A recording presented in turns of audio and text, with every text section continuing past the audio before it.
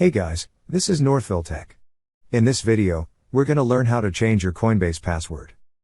If you don't have a Coinbase account, we will put our affiliate link in the description below for you to sign up and get $10 in free Bitcoin when you buy or sell $100 or more in crypto.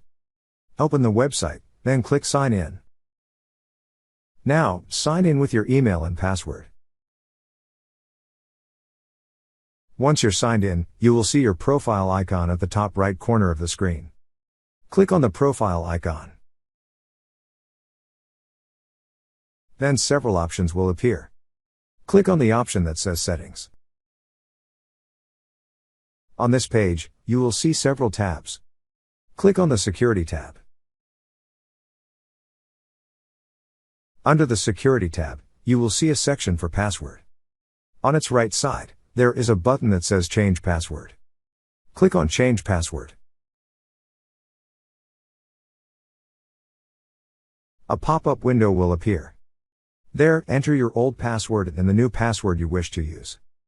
On the third field, re-enter your new password to confirm. Also, you will receive a verification code to your registered phone number.